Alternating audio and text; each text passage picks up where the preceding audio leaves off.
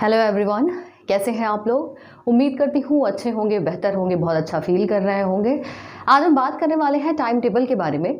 तो एक बात बताइए, सबसे पहले मैं एक छोटा सा मेरा क्वेश्चन है कि टाइम टेबल एग्जैक्टली होता क्या है। मतलब सुबह आप उठ गए, ठीक है, नहा धो लिया, खाना खा लिया, स्कूल चले गए, वापस आए, ठीक है, खाना खा लिया, थोड़ी बहुत पढ़ाई कर ली, फिर खेलने चले गए, फिर उसके बाद आए, थक गए, खाना खाया, सो गए।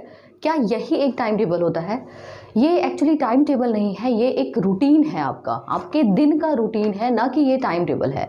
टाइम टेबल क्या होता है, क्या चीज़ें इंपॉर्टेंट होती हैं जो आपकी क्लास में, आप कह सकते हो आपके सब्जेक्ट को समझने के लिए जो ज़रूरी चीज़ें हैं, वो सारी चीज़ें हम यहाँ पे क्या करेंगे, बात करेंगे। तो कुछ इंपॉर्टेंट पॉइंट्स मैंने यहाँ पर नोट किए हैं, एक एक करके उस पर हम क्या करेंगे, वो चर्चा करेंगे। तो सबसे पहला जो पॉइंट है कि सबसे एक क्वेश्चन दिमाग में आता है कि आप दिन में स्टडी करो या फिर रात में स्टडी करो, स्टडी करने का सही टाइम क्या है। ठीक है, मान लेते हैं जैसे कि कई बार क्या होता है, टॉपर्स के इंटरव्यू आप देख लेते हो और उसके बाद अगर इंटरव्यू में टॉपर ने ये बोल दिया है कि मैं तो रात में पढ़ाई करता था या करती थी, तो आपके दिमाग में ये होगा कि अच्छा, वो रात में पढ़ता था या पढ़ती थी इसलिए वो टॉप कर गई। ठीक है, लेकिन ऐसा हमेशा नहीं होता। आपको क्या पता कि उसके घर की सिचुएशन क्या थी, वहाँ का माहौल कैसा था। हो सकता है वो दिन में पढ़ाई नहीं कर पा रहा हो, रात में ही एक सफिशिएंट टाइम उसको मिले, है ना। तो हर एक इंसान की अलग अलग सिचुएशन होती है। मेरे हिसाब से क्या होता है, अगर आप स्कूल में जा रहे हो, ध्यान से सुनिएगा, अगर आप स्कूल गोइंग स्टूडेंट हो तो आपको जो सही पढ़ने का, आप कहते हैं सेल्फ स्टडी सबसे ज़्यादा इंपॉर्टेंट होती है। तो सेल्फ स्टडी करने का जो सही टाइम होता है वो सुबह का टाइम होता है। ठीक है, दो रीज़न है इसके। सबसे पहला रीज़न ये है कि आपका स्कूल जो होता है सुबह के टाइम में होता है।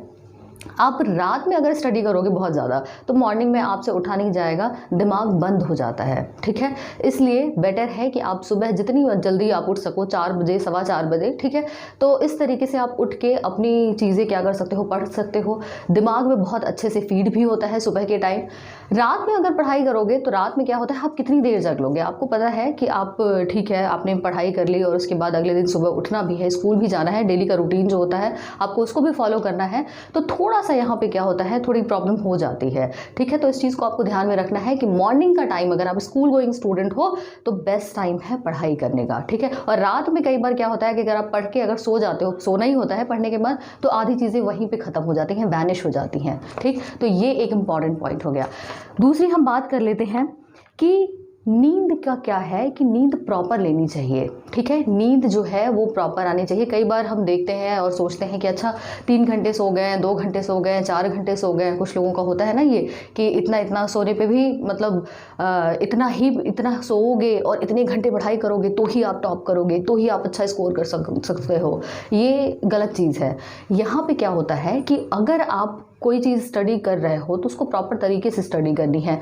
नींद इसलिए ज़रूरी है क्योंकि अगर आपकी नींद ही पूरी नहीं होगी तो आपका दिमाग हमेशा थका थका महसूस करेगा और आपके दिमाग में चीज़ें, पढ़ी हुई पढ़ाई एक ऐसी चीज़ है कि उसके लिए हमेशा फ्रेश माइंड चाहिए होता है। इसलिए मैं कह रही हूँ मॉर्निंग का टाइम जो होता है सबसे बढ़िया टाइम होता है। रात में पढ़ोगे, दिन भर का रूटीन फॉलो करते करते वैसे ही दिमाग थक जाता है यार, कितना पढ़ लोगे रात में आप। तो इसलिए बेस्ट टाइम है सुबह का, और नींद आपको प्रॉपर लेनी है। ठीक है, नींद प्रॉपर क्यों लेनी है, कई बार आप प्रैक्टिकली देखिए, समझिए इस चीज़ को कि आपके घर में अगर कहीं शादी फंक्शन है, कहीं आप चले गए हो, रात में नींद पूरी नहीं हो पा रही है, तो क्या होता है कि दिन पूरा ऐसे ही खराब निकल जाता है। ये क्यों होता है? क्योंकि दिमाग प्रॉपरली वर्क नहीं करता, इसलिए नींद हमेशा प्रॉपर होनी चाहिए।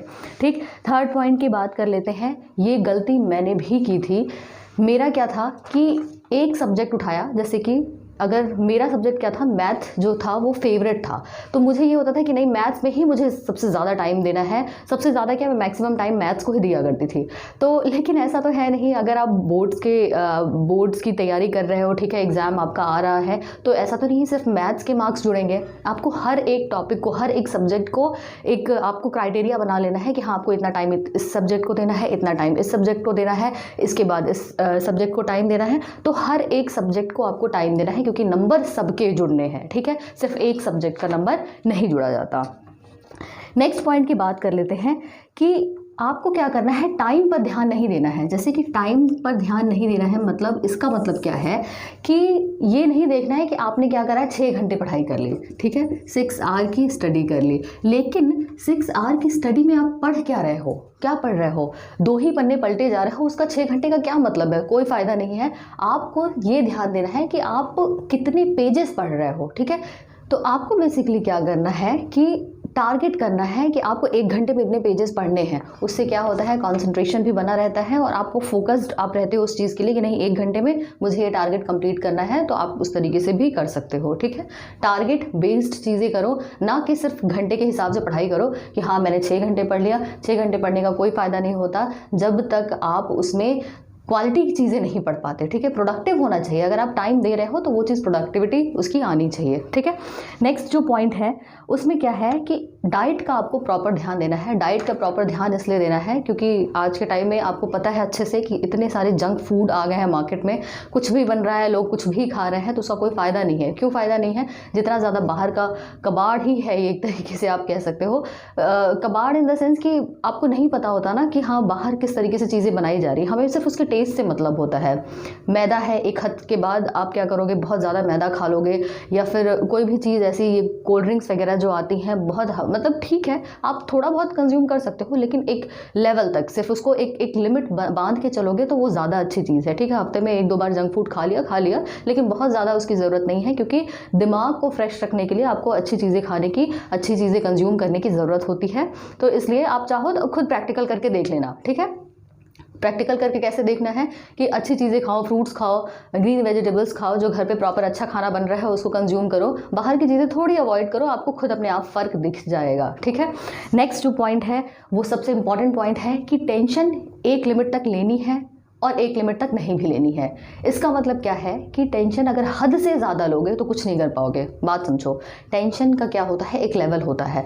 हद से ज़्यादा टेंशन लोगे तो कुछ नहीं कर पाओगे ज़िंदगी में, लेकिन हाँ एक हद तक टेंशन भी ज़रूरी है, क्योंकि टेंशन अगर होगी तो ही आपको ये होगा कि अच्छा मुझे ये काम करना है। ठीक है, अगर बिल्कुल ही लापरवाह हो जाओगे तो उसका कोई मतलब नहीं है। उसमें फिर क्या होगा कि अच्छा ठीक है, फिर बाद में अरे कर लेंगे, कभी भी कर लेंगे, पेपर तो अभी 6 महीने बाद है तो कभी भी पढ़ाई कर लेंगे, ये चीज़ नहीं होनी चाहिए। आपके दिमाग में होना चाहिए कि अच्छा पेपर अगर 6 महीने बाद है तो मुझे थोड़ा थोड़ा करके डेली पढ़ना है। ठीक है, सिर्फ लास्ट टाइम के लिए नहीं छोड़ना कि 15 दिन में पढ़ के टॉप करना है, या 15 दिन में पढ़ लूँगा, जो भी रिजल्ट आएगा देखी जाएगी उस टाइम।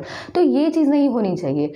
क्यों? क्योंकि अब पता है सिर्फ ये नहीं है कि आपके 10th में मार्क्स कितने आ रहे हैं, आगे भी इस चीज़ का क्या है, आपको काफ़ी चीज़ें आपको देखने को मिलेंगी। जब आप कॉलेज में जाओगे या कॉलेज के बाद जाओगे तो जॉब के लिए आप कहीं पे भी अप्लाई करोगे, चाहे वो प्राइवेट सेक्टर हो चाहे गवर्नमेंट सेक्टर हो, तो 10th और 12th में क्या होता है, मिनिमम 60% मार्क, जो मिनिमम 60% मार्क्स हैं वो क्या है, रिक्वायर्ड होते हैं। तो इस चीज़ को भी, इस क्राइटेरिया को भी आपको पास करना है। सिर्फ 35-40% लाने का कोई फ़ायदा नहीं है। तो थोड़ी सी मेहनत करने के बाद अगर आपका, मैं ये नहीं कहती कि आप बिल्कुल सारे लोग तो देखो टॉपर नहीं बन सकते। ठीक है, टॉपर तो सिर्फ एक ही होगा, लेकिन हाँ ऐसा नहीं है कि जो टॉपर नहीं बन पाया वो कमज़ोर है या फिर उसको कुछ आता नहीं है। ठीक है, हम मार्क्स के बेसिस पे हर एक चीज़ डिफाइन नहीं कर सकते, इस चीज़ को हमेशा ध्यान में रखना। ठीक है, कई ऐसे भी लोग हैं, आप लोगों को पता भी होगा, कि जो बहुत कम मार्क्स के साथ भी आज इतने सक्सेसफुल हैं कि आपको कुछ उनके बारे में बताने की ज़रूरत नहीं है, आपको ऑलरेडी पता होगा ऐसे लोगों के बारे में। तो ठीक है, आप मेहनत करते रहिए, बाकी ऐसी ही कंटेंट मैं क्या करूँगी यहाँ पर अपलोड करती रहूँगी। तो stay blessed, thank you so much for watching.